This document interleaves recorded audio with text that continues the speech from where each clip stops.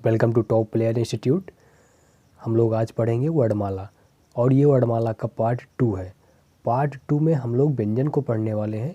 इससे पहले मैं आपको बता दूं, जिन लोगों ने पार्ट 1 का वीडियो नहीं देखा है वो डिस्क्रिप्शन में लिंक मैंने पार्ट 1 का दे दिया है, आप जाके पार्ट 1 का वीडियो देख लीजिए, जिसमें मैंने स्वर का डिटेल में पूरा एकदम डिटेल में अध्ययन कराया है। स्वर को आप डिटेल में पढ़ेंगे।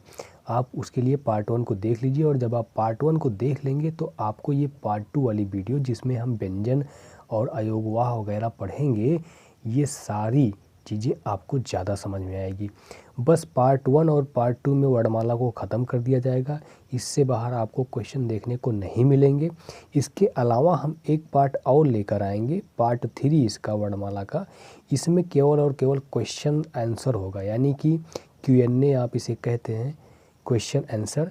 आपको अधिक से अधिक क्वेश्चन कराया जाएगा जो प्रीवियस ईयर एग्ज़ाम वगैरह में आए हुए हैं, जिससे आपके क्वेश्चन ज़्यादा से ज़्यादा सही हों, आप गलतियां बहुत कम करें, क्योंकि प्रैक्टिस भी इसी तरीके से आपकी हो जाएगी।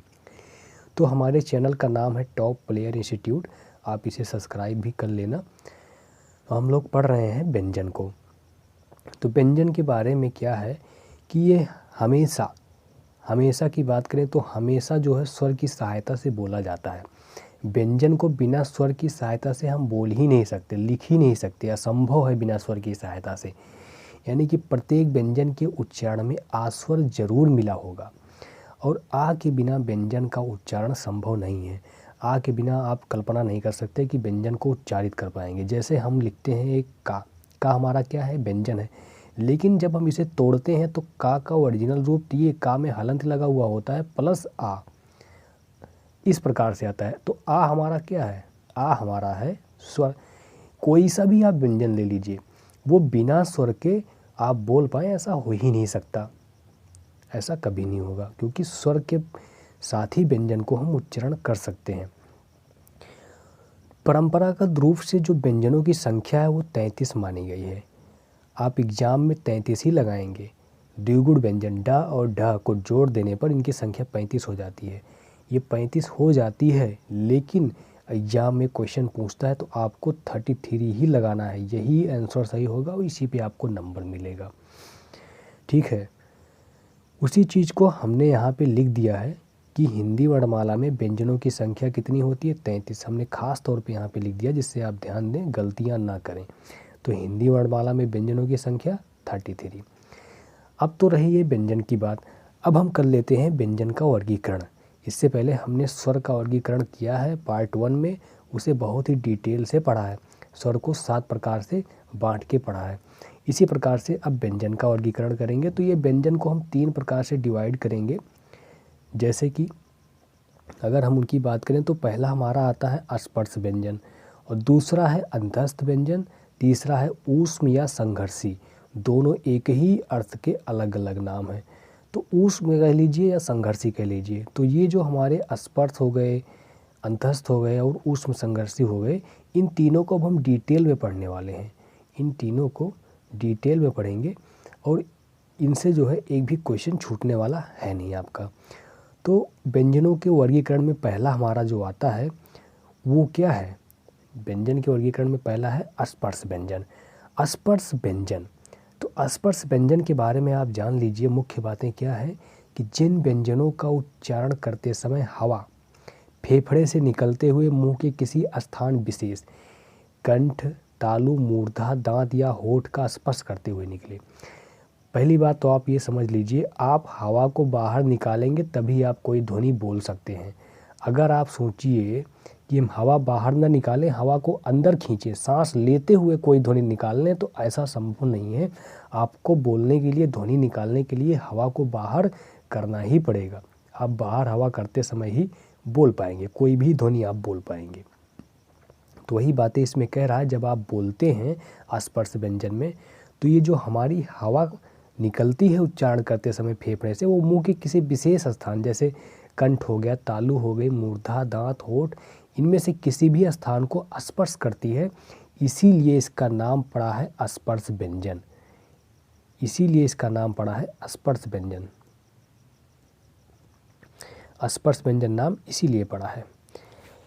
दूसरी बातें आप भी इसमें भी गौर करिएगा, जैसे कि अगर मान लीजिए का वर्ग की बात करें, चा वर्ग की बात करें, टा वर्ग की बात करें, तो जो का वर्ग होता है ये कंठ से स्पर्श करते हुए निकलता है। इसको भी मैं चित्र के माध्यम से आपको समझाऊंगा, यहाँ पे बस थोड़ा से समझ लीजिए। और जो चा वर्ग होता है ये तालब के माध्यम से स्पर्श करते हुए निकलता है। टा वर्ग आपका मूर्धन्य के स्थान को स्पर्श करते हुए निकलता है। वहीं ता वर्ग की बात की जाए तो ये दंत के स्थान को स्पर्श करते हुए निकलता है। और पा वर्ग में होस्ट को जो है स्पर्श करते हुए जो हमारी हवा है मुंह के द्वारा वो निकलती है। तो अब इसमें बताया गया है कि कंठ, तालव्य, मूर्धन्य, दंत, ओष्ठ्य। तो इसको मैं डिटेल में समझाने के लिए आपको एक चित्र के माध्यम से समझाऊंगा। तो आप चित्र देखिए, पहले देखिए हमने चित्र लेके आए हैं हम, ये देखिए। तो सबसे पहले जब हम स्टार्ट करते हैं, इसको इधर करते हैं कंठ से, ये हमारा क्या है, ये कंठ है। यहाँ से स्टार्ट करते हैं तो यहीं से शुरू होता है और घूम के ऐसे जाएंगे। आप एरो देख लीजिए, मैं इसको रेड कर देता हूँ। हम लोग घूम के ऐसे जाएंगे, ऐसे ऐसे घूम के जाएंगे। तो सबसे पहले कंठ से स्टार्ट करेंगे तो कंठ में हमारा क्या होता है, का वर्ग होता है। का वर्ग की जब बात करते हैं तो का से लेके का, खा, गा, घा और इंग्या, ये चारों पांचों आ जाते हैं। ये 1 2 3 4 5, ये पांचों आ जाते हैं का वर्ग में। तो हमारा जो का वर्ग है वो कंठ से निकलता है। कंठ से इसकी ध्वनि जब हम बोलते हैं का वर्ग की कोई भी ध्वनि तो कंठ से स्पर्श करते हुए निकलता है। वहीं अगर हम चा वर्ग की बात करें तो चा वर्ग कहाँ से निकलता है, तालु से, तालव्य। ये जो है हमारी जिह्वा है, ये देख रहे हैं आप, ये हमारी जिह्वा है और ये है तालु। तो यहाँ पे स्पर्श करते हुए क्या निकलता है, चा वर्ग। चा वर्ग के पांचों जो वर्ण हैं वो यहाँ पे स्पर्श करते हुए निकलते हैं, तालु इसे हम कहते हैं। इसके बाद हम और आगे बढ़ेंगे तो हमारे पास आता है क्या, मूर्धा, मूर्धन्य। ये देखिए यहाँ पे तालु है, तालु के जस्ट ऊपर मूर्धन्य एक स्थान आता है, मूर्धा, तालु के जस्ट ऊपर। यहाँ पे हमारा टा वर्ग स्पर्श करता हुआ निकलता है। इसके बाद इधर कर लेते हैं इसको, ये हमारा हो गया मूर्धा। अब आ गया ता वर्ग। ता वर्ग कहाँ से निकलता है, दंत से। तो जब सबसे पहले तालव्य से फिर ये आ गए हम लोग मूर्धा, और मूर्धा से फिर हम लोग यहाँ पे जहाँ पे हमारा दांत निकला रहता है और मसूड़े के पर नीचे, इसे हम लोग कहते हैं क्या, दंत। दांत जहाँ से निकला रहता है मसूड़े के जस्ट नीचे, जहाँ पे जीवा हमारी स्पर्श करती है हवा निकलते हुए, तो ये निकलता है ता वर्ग यहाँ से। और अब आता है हमारा ता वर्ग हो गया। इसके बाद जो पा वर्ग है, पा वर्ग कहाँ से निकलता है, पा वर्ग, ये टच हो गया पेन, रुकिए, पा वर्ग, ये जो पा वर्ग है ये आपका निकलता है ओष्ठ से, जैसे पा, फा, वा, भा। तो यहाँ पे हमें ओठ के द्वारा उसे ध्वनि को बनानी पड़ती है। अगर हम ओठ को ना प्रयोग करें तो पा वाली ध्वनि, पा वर्ग वाली ध्वनि जो है सही से नहीं निकल पाएगी। और जो वा होता है, इसको मैं पूरा कर देता हूँ। वा विशेष तौर पर आप ध्यान रखेंगे, नहीं तो आप पा के साथ मिक्स कर दें। वा जो है दंत और ओष्ठ इन दोनों को मिला के एक साथ निकाली जाती है। वा को आप देखिए, दंत और ओष्ठ इन दोनों को मिला के वा जो है ध्वनि निकाली जाती है। ये तो रही व्यंजन की बात, लेकिन हम थोड़ा सा स्वर के बारे में भी चर्चा कर लेते हैं। जब चर्चा कर ही रहे हैं तो हमारा जो छोटा आ, बड़ा आ और आह, ये जो 3 स्वर हैं ये तीनों कहाँ से निकलते हैं, कंठ से। इनका उच्चारण स्थान क्या है, कंठ है। और साथ ही व्यंजन का जो हा है ये भी उच्चारण स्थान इसका कंठ है, और इसको एक अन्य नाम से भी जानते हैं, स्वर यंत्रीय। स्वर यंत्रीय, इस हा को भी कहते हैं स्वर यंत्रीय, ठीक है ना। और ए ए हमारा कहाँ से निकलता है, कंठ और तालु। कंठ और तालु इन दोनों को मिला देते हैं तो हमारा ए और ए ये उसका उच्चारण स्थान है ए कंठ और तालु का। इसके बाद हमारा ई और बड़ी ई, ये दोनों निकलते हैं तालु से, केवल और केवल तालु से। जैसे हम ऊपर बढ़ रहे हैं ना, हमारी ध्वनियाँ भी बढ़ रही हैं ऐसे। अब बात कर लेते हैं री की। तो जो री है ये तालु के जस्ट ऊपर होता है मूर्धन्य, मूर्धन्य से निकलता है री। री हमारा और सा, ये जो खट्टी सा होता है ये भी मूर्धन्य से ही निकलता है। इसके बाद जो पांचवा, किसी भी वर्ग का जो पांचवा वर्ण होता है वो नासिक्य होता है, उसका उच्चारण स्थान नासिका से होते हुए निकलता है। नासिका, नासिक, ये है नासिका, हमारी जो नाक होती है यहाँ से। इसके बाद जो र और ला है, ये देखिए आप, र और ला, ये दंत मूल्य यानी वर्ष से, जैसे हमने कहा नहीं आपको यहाँ पे, जहाँ से मसूड़े और दांत दोनों निकले रहते हैं उसे दंत मूल्य कहते हैं। जहाँ से दांत निकले हुए हैं, दंत का मूल, तो मसूड़े लगे हुए रहते हैं ना, तो मसूड़ों को स्पर्श करता है, तो ये हमारा है दंत मूल वर्ष। जैसे बाहर निकल गया तो दांत हो गया, लेकिन मसूड़े जहाँ से दांत निकले हुए हैं, मसूड़ों के अंदर ढका हुआ है, वो हमारा दंत मूल होता है। तो यहाँ से रा और ला वाली ध्वनि का उच्चारण होता है। इसके बाद हमारा छोटा ऊ और बड़ा ऊ, इनका उच्चारण है, पेन चेंज कर लूँ, छोटा ऊ और बड़ा ऊ, इनका उच्चारण स्थान क्या है? आप देखिए, यही हमारा होस्ट। पा वर्ग भी और छोटा ऊ बड़ा ऊ, देखिए ऊ बोलने के लिए होठों को गोल करना पड़ता है, तो ये हमारा उच्चारण स्थान हो जाएगा होस्ट का। औ, ओ और आ, इन तीनों का उच्चारण स्थान क्या है? कंठ और होस्ट, कंठ और होस्ट। तो एक बार मैं रिवीजन करा देता हूँ आपका ऐसे जल्दी जल्दी में। देखिए, सबसे पहले कंठ का केवल आपके पास क्या है?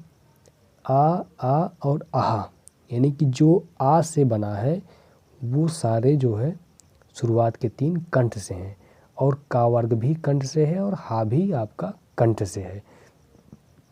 इसके बाद ए और ए आपका है कंठ और तालु से, क्योंकि हम इधर से ऐसे बढ़ रहे हैं ऊपर दाहिने तरफ से, तो ए और ए कंठ और तालु से मिलकर बनता है। और वहीं अगर हम स्वर की बात करें ओ औ आ, तो ये होंठ को घुमाना पड़ता है इसके लिए, तो ये होस्ट और कंठ, इन दोनों को मिला के बनता है होस्ट और कंठ। इसके बाद बात कर लेते हैं ई और ई, तो ये बनता है तालव्य से। जैसे हम आ, ठीक है, फिर ए यहाँ से हो गया, ओ और आ, होस्ट और कंठ हो गया। तालु हो गया चा वर्ग, या और सा, जो ये वाला सा होता है ये तलव्वी सा इसको बोलते हैं, और इस वाले सा को मूर्धन्य सा भी बोलते हैं। और री टा वर्ग, ये सारे होते हैं मूर्धन्य से। जितने भी वर्ण का पांचवा अक्षर होता है वो नासिक से होता है, नासिका द्वार से निकलता है उसका उच्चारण स्थान। और दंत मूल से आपका रा और ला आपका है दंत मूल से। वहीं दंत से केवल बात की जाए तो ता वर्ग दंत से निकलता है, और सा, इस सा को दंती सा भी कहते हैं। तो तीन प्रकार के सा होते हैं, आप देख लीजिए। ये सा, इसे दंती सा कहते हैं, इस सा को तलव्वी सा कहते हैं, और इस सा को आप खट्टी सा के नाम से भी जानते हैं, या मूर्धन्य सा भी आप बोल सकते हैं, तब भी वो सही है। तो ये तो रही खैर डिटेल वाली बात, आप इसे स्क्रीनशॉट वगैरह ले लीजिए। अब हम इसको इरेज कर रहे हैं।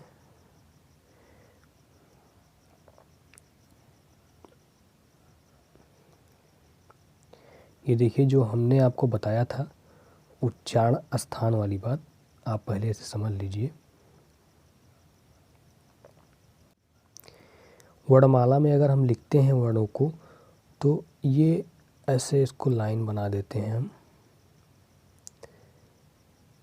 इसी तरीके से। आप देखिए 5, 1 2 3 4 और 5, ये है का वर्ग, इसे का वर्ग के नाम से जानते हैं, इसे चा वर्ग के नाम से जानते हैं। ये है टा वर्ग, और ये है ता वर्ग, ये है पा वर्ग, इसे पा वर्ग के नाम से जानते हैं। तो ये रहा वर्गों वाली बात। का, खा, गा, घा, इंग्या, चा, छा, जा, झा, इया, टा, ठा, डा, ढा, ड़ा, ता, था, दा, धा, ना, पा, फा, बा, भा, मा। तो कुल मिला के 1 2 3 4 5 25 ये हो गए, है ना। और आपके या, रा, ला, वा, जिन्हें हम अंतस्थ व्यंजन कहते हैं, 4 ये हो गए। और आपके सा, सा और हा, जिन्हें हम ऊष्म व्यंजन कहते हैं, 4 ये हो गए। तो कुल मिला के कितने हो गए आपके 33। यही 33 मूल व्यंजन हैं, इन्हीं को आपको आंसर टिक करना है। साथ ही कहीं कहीं आपको 35 दे देता है, तो वो 35 डा और ढा, जिन्हें हम लोग कहते हैं उच्छिप्त व्यंजन, इनकी वजह से देता है। हालांकि आपको 33 ही टिक करना है। अब ये जो हमने आपको पढ़ाया पहला व्यंजनों के वर्गीकरण में स्पर्श व्यंजन, उस स्पर्श व्यंजन का भी वर्गीकरण किया जाता है, और वो वर्गीकरण किया जाता है घोषत्व के आधार पर। किनका वर्गीकरण कर रहे हैं हम? स्पर्श व्यंजन का वर्गीकरण कर रहे हैं। किसके आधार पर? घोषत्व के आधार पर। अब ये घोषत्व क्या है? यानी कि घोष का अर्थ होता है स्वर तंत्रियों में कंपन। हमने आपको स्वर में भी बताया था कि स्वर तंत्रियों में जो ध्वनि का कंपन होता है वही घोषत्व कहलाता है। तो जिन स्वरों या वर्णों या व्यंजनों को निकालने में स्वर तंत्रियों में हमारा कंपन होता है वो होते हैं सघोष, और जिनमें कंपन नहीं होता उन्हें हम रख देते हैं अघोष की श्रेणी में। तो जिन ध्वनियों के उच्चारण में स्वर यंत्रियों में कंपन ना हो उन्हें हम कहते हैं अघोष। तो हर वर्ग का पहला और दूसरा व्यंजन क्या है? अघोष है। और वहीं सघोष की बात करें तो जिन स्वर तंत्रियों में कंपन हो उसे सघोष कहते हैं। हर वर्ग का तीसरा, चौथा और पांचवा। तो आप ऐसे याद कर लीजिए, पहला, पहला और दूसरा, ये पहला और दूसरा व्यंजन, यानी कि हर वर्ग का पहला और दूसरा क्या है? अघोष है। यानी कि शुरुआत में 2 अघोष हैं, ठीक है ना। अघोष शुरुआत में, जैसे घोष और अघोष, तो आ लग गया है तो शुरुआत में 2 अघोष हैं, बाकी के तीनों जो हैं वो सघोष हैं। जैसे आप देखिए, ये जो ये जो 2 हैं, ये दोनों क्या हैं? अघोष हैं। यानी कि इनके उच्चारण में स्वर तंत्रियों में जो ध्वनि का कंपन होता है वो कम होता है या ना के बराबर होता है। लेकिन जो ये तीनों हैं, ये तीनों क्या हैं? सघोष हैं। इनके उच्चारण में स्वर तंत्रियों में बेहतरीन कंपन होता है ना। तो वही चीज़ें इसमें बताया गया है। अघोष में पहला और दूसरा व्यंजन अघोष है, जबकि सघोष की बात करें तो तीसरा, चौथा और पांचवा व्यंजन सघोष है। ये तो रही घोषत्व के आधार पे हमने इसका विभाजन किया। अब हम इसका विभाजन करेंगे प्राणत्व के आधार पर। प्राणत्व क्या होता है आपको मैं बताता हूँ। प्राणत्व का मतलब हो गया कि जैसे जो हमारी हवा है उसे हम प्राण वायु कहते हैं। तो जैसे हम उच्चारण करेंगे और हवा जो है मुख से निकल रही है लेकिन कम निकल रही है, तो अगर हवा कम निकल रही है यानी कि हमारी जो प्राण वायु है वो अल्प मात्रा में निकल रही है। अल्प प्राण, अल्प मतलब कम, कम हवा निकले, प्राण मतलब वायु, तो कम वायु निकले या कम हवा निकले उच्चारण के समय, तो उसे हम लोग कहते हैं अल्प प्राण। उसे क्या कहते हैं? उसे अल्प प्राण कहते हैं। तो अल्प प्राण कौन सा व्यंजन है? हर वर्ग का पहला, तीसरा और पांचवा। यानी कि पहला व्यंजन, तीसरा व्यंजन और पांचवा व्यंजन क्या है? अल्प प्राण है। कैसे अल्प प्राण है? देखिए मैं आपको बताता हूँ।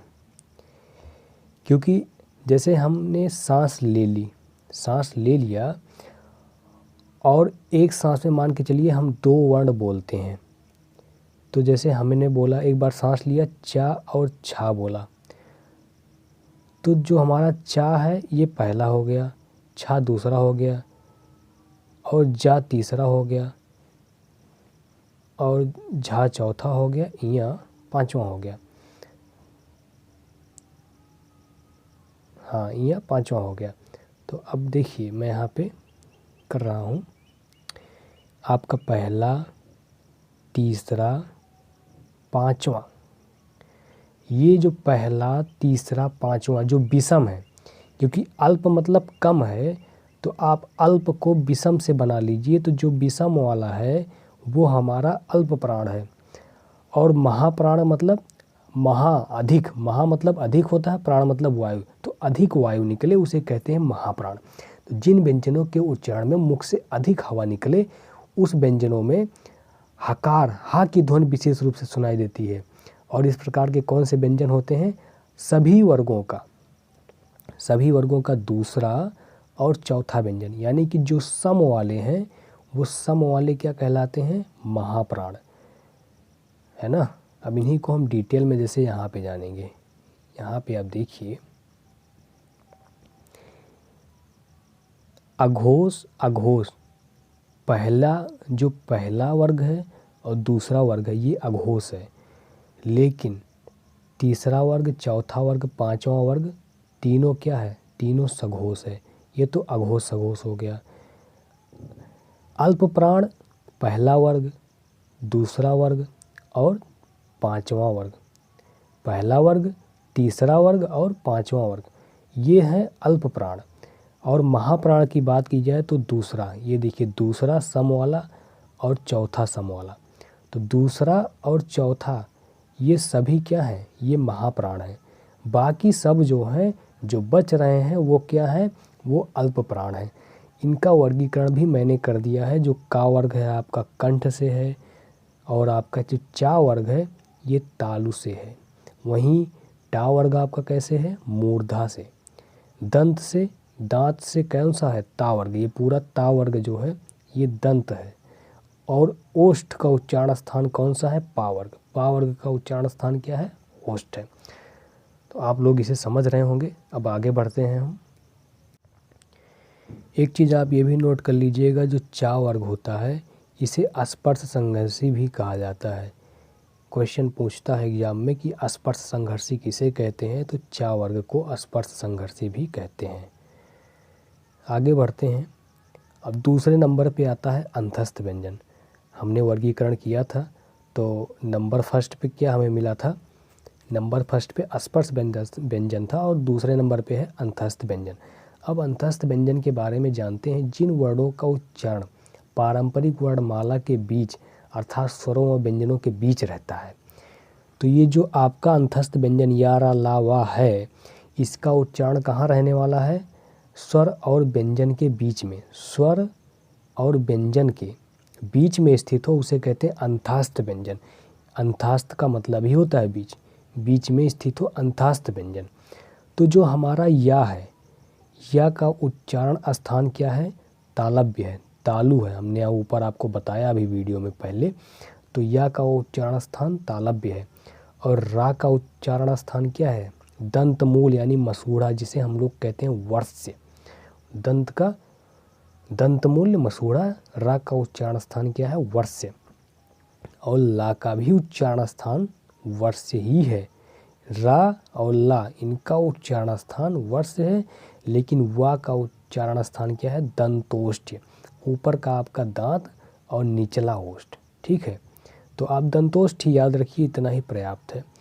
और सबसे जो मुख्य बात है वो ये है कि ये जो आप देख रहे हैं चारों, या, रा, ला, वा, ये सभी सघोष प्रकार की ध्वनियाँ हैं। और कैसी हैं? अल्प प्राण हैं, सघोष हैं और अल्प प्राण हैं। तो आप ऐसे देखिए, अंतस्थ से आ से अंतस्थ और आ से अल्प प्राण, ऐसे याद कर लीजिएगा। आ से अंतस्थ और आ से अल्प प्राण। तो या, रा, ला, वा अंतस्थ व्यंजन है। किस प्रकार की ध्वनियाँ हैं? अल्प प्राण ध्वनियाँ हैं और सघोष ध्वनियाँ हैं, यानी कि इनके बोलने पे जो है स्वर तंत्रियों में ध्वनि कंपन के साथ निकलती है। इसके बाद हमारा जो आता है कुछ खास बातें हैं इसमें कि जो या और वाह है, या और वाह है, इन्हें अर्ध स्वर भी कहते हैं। अर्ध स्वर वो है जो ध्वनि कभी स्वर हो और कभी व्यंजन, यानी या और वाह जो है उच्चारण में कभी स्वर की तरह व्यवहार करते हैं और कभी व्यंजन की तरह, इसलिए इन्हें हम क्या कहते हैं, अर्ध स्वर की संज्ञा में रखते हैं। रा को लुंठित भी कहते हैं। लुंठित का मतलब होता है जब भी हम इसका उच्चारण करेंगे तो जीभ हमारी तालु से लुढ़क कर स्पर्श करेगी।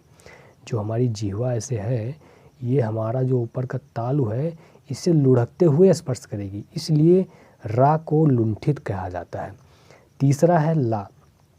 इस ला को पार्श्विक कहते हैं क्योंकि जब हम ला का उच्चारण करेंगे तो इस किनारे और इस किनारे दोनों किनारों से, यानी कि जिह्वा के पार्श्व बगल से जो है हवा निकलती है। हवा जो है जीभ के बगल यानी पार्श्व से निकलती है, यहाँ से बगल से निकलती है, तो इसलिए ला को पार्श्विक व्यंजन कहते हैं।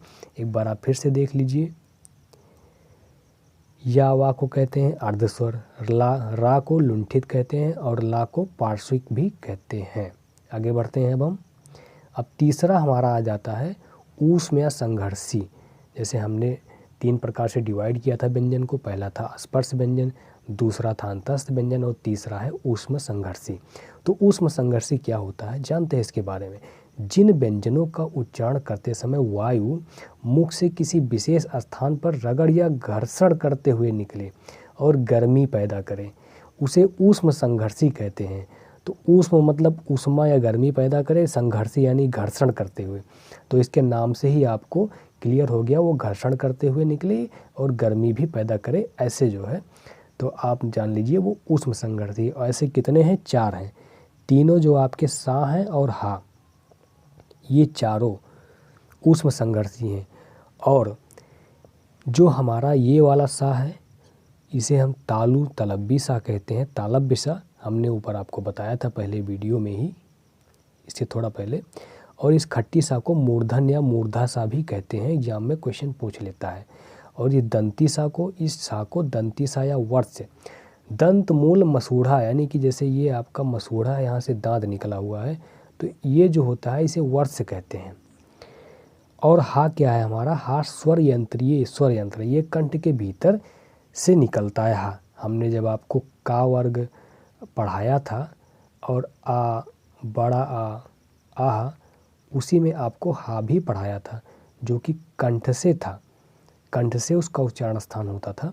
तो हा आपका क्या है, हा आपका स्वर यंत्रीय है, कंठ को हम स्वर यंत्रीय बोलते हैं, कंठ के भीतर स्थित होता है। और अगली बात क्या है, ये जितने भी आप देख रहे हैं ये महाप्राण है। ये क्या है, महाप्राण। हा जो है, हा आपका महाप्राण है। और ये आपका यारा लावा सा तो अल्प प्राण थे, लेकिन यारा लावा अल्प प्राण थे क्योंकि वो अंतस्थ व्यंजन था। लेकिन ये सा तीनों और हा ये क्या है, ये तीनों सा और हा जो है आपके महाप्राण हैं। लेकिन जो सा है, सा हमेशा अघोष है, और क्योंकि इसके उच्चारण में स्वर तंत्रियों में कंपन कम होता है या ना के बराबर होता है। जैसे हम बोलते हैं सा सा सा, तो हमारे जो कंठ का है वो बहुत कम ही आवश्यकता पड़ा इसको बोलने में, ना के बराबर यूज है। लेकिन हा को बोलिए आप हा, तो आपके कंठ का 100% यूज हो रहा है, इसलिए ये क्या है, सघोष है। तो आप ध्यान रखेंगे तीनों सा अघोष हैं और हा क्या है, सघोष है। आप अगर नहीं याद हो तो एग्ज़ाम में उच्चारण करके आप अंदाज़ा लगा के सही कर देंगे। और ये ऊष्म संघर्षी जो है ये महाप्राण होते हैं। अब हम आगे बढ़ते हैं, उच्छिप्त व्यंजन के बारे में जानते हैं। उच्छिप्त व्यंजन क्या है, जो डा और ढा होता है इन्हीं को हम उच्छिप्त व्यंजन भी कहते हैं। इनके उच्चारण में जीभ जो है पहले ऊपर उठकर मूर्धा को स्पर्श करे और फिर झटके के साथ नीचे गिरे। जैसे ये हमारी जीवा है और ये हम ऐसे बना देते हैं, मान लीजिए कि ये क्या है, ये तालु है, यहाँ पे तालव्य होता है, यहाँ पे मूर्धा होता है, ये क्या है, मूर्धा है। तो हमारी जो जीवा है ऊपर उठकर सबसे पहले इस मूर्धा को स्पर्श करे, इसके बाद झटके के साथ फिर नीचे आ जाए। इसी शब्द को हम क्या कहते हैं, सॉरी इसी वर्ण को क्या कहते हैं, इसी वर्ण को हम लोग उच्छिप्त कहते हैं। और ये उच्छिष्ट क्यों कहते हैं? क्योंकि ये संस्कृत में थे ही नहीं, इनका विकास जो है हिंदी से ही हुआ, ये संस्कृत में नहीं थे। तो जो आपका ड है, ये ड जो है हमेशा डरा हुआ रहता है, इसलिए ये अल्प प्राण है। ऐसे आप रिलेट करके याद कर लीजिए। और जो ढा है, ढा जो है हमेशा धड़ाम धड़ाम करता है, ढोलक की तरह बजता रहता है, इसलिए महाप्राण है। महा लग गया इसमें, क्योंकि महाप्राण है मतलब अधिक हवा के साथ ध्वनि निकलेगी। और दोनों जो ध्वनियाँ हैं ये सघोष हैं, ड और ढ दोनों सघोष हैं। ड ढ ड ढ ड ढ ड ढ, यानी कि इसमें स्वर तंत्रियों में कंपन हो रहा है, स्वर तंत्रियों में कंपन हो रहा है। लेकिन अगर ड की बात करें तो ड को बहुत जो हम चुपके से बोल सकते हैं ड, इसलिए अल्प प्राण है। और ढ को बिल्कुल ढिढोरे जैसे पीठ के साथ बोलते हैं, ढिढोरा जैसे पीट रहे हैं, इसलिए महाप्राण है, क्योंकि अधिक ध्वनि निकलती है, मतलब अधिक हवा निकल रही है इसको बोलने से। अब हम जो पढ़ने जा रहे हैं ये सबसे महत्वपूर्ण है, क्योंकि इसके बारे में डिटेल से जाना ज़रूरी है। अयोगवाह, अयोगवाह जो है ये बिना योग के अर्थवहन करता है, इसलिए इसे हम क्या कहते हैं? अयोगवाह कहते हैं। अयोग मतलब बिना योग के, वाह मतलब वहन करना। तो ये कैसे होता है आप समझिए इसको। जो हमारा अनुस्वार है, हम आ के ऊपर अंक की बिंदी लगाते हैं, यही तो। लेकिन आप देखिए ये स्वर नहीं है। क्यों स्वर नहीं है? क्योंकि हम इसको आ के साथ में लिख रहे हैं। आ प्लस ये बिंदी तब जाके बनता है ये शब्द, ये वर्ण बनता है। तो इसलिए ये स्वर नहीं है, लेकिन ये व्यंजन भी नहीं है। अब हम ऐसे इसकी बात कर लेते हैं, इसमें भी आ प्लस आहा वाला ये चिन्ह लगाते हैं, तब जाके ये बनता है। तो ये स्वर भी नहीं है और व्यंजन भी नहीं है। लेकिन देखिए उच्चारण के, अगर हम कहें उच्चारण करें तो ये क्या होता है? व्यंजन होता है। उच्चारण करेंगे तो व्यंजन होगा, लेकिन अगर लिखेंगे तो स्वर के साथ इनको लिखा जाता है, क्योंकि आपने पढ़ा होगा, हमने ऊपर पढ़ाया है आपको पहले वीडियो में पार्ट 1 में। तो उच्चारण के नज़रिए से देखें तो ये क्या है? ये व्यंजन है। लेकिन लिखने के नज़रिए से देखें तो ये क्या है? स्वर है। तो यानी कि ये स्वर और व्यंजन के बीच में रह रहा है, ना तो ये स्वर हो पा रहा है ना ही व्यंजन हो पा रहा है। फिर भी ये कोई योग, यानी कि ना स्वर बन पा रहा है इसका योग, ना व्यंजन में इसका योग बन रहा है, इसीलिए इसको कहा जाता है अयोग। इसीलिए इसको कहते हैं अयोग, यानी कि बिना योग होते हुए न स्वर में जा रहा है न व्यंजन में जा रहा है। ये वाह मतलब वहन करता है। क्या वहन करता है? अर्थवहन करता है। तो बिना योग होते हुए अर्थवहन करता है अन और आ, इसीलिए इनको क्या कहते हैं हम? अयोगवाह। इसीलिए इनको कहते हैं अयोगवाह। तो यहाँ पे काफ़ी सारी चीज़ें हो गई। एक चीज़ आप और जान लीजिए, कुछ व्यंजन होते हैं जिनको हम लोग आगत या गृहीत ध्वनियाँ कहते हैं। आगत या गृहीत ध्वनियाँ, तो जो हमारे का वर्ग, चा वर्ग, पा वर्ग ये सारे होते हैं, इनमें आपको मिलेंगे। जैसे का हमने लिखा, इनके नीचे नुक्ता लगा दिया, तो जितने भी वर्ण हैं जिनके नीचे नुक्ता लगा है उन सभी को हम क्या कहते हैं? आगत ध्वनियाँ या गृहीत ध्वनियाँ। बस वर्णमाला में इससे आगे और कुछ भी नहीं है, यहीं पे वर्णमाला ख़त्म होती है। इसके बाद हम जो तीसरा पार्ट कराएंगे, उस पार्ट 3 में आप लोगों को क्वेश्चन आंसर करवाएंगे। आप अधिक से अधिक क्वेश्चन आंसर होगा, आप लोग उसे सॉल्व करिएगा, आपकी प्रैक्टिस भी अच्छी हो जाएगी। तो इस क्लास को हम यहीं पे ख़त्म करते हैं। आप चैनल को सब्सक्राइब कर लीजिएगा, वीडियो आपको अच्छी लगी होगी वीडियो को लाइक कर दीजिएगा, और साथ में दोस्तों को और स्टडी रिलेटेड ग्रुप पे आप जो है शेयर भी कर दीजिएगा इसको। तो ठीक है, मिलते हैं आपको अगले वीडियो में पार्ट 3 में। Thank you.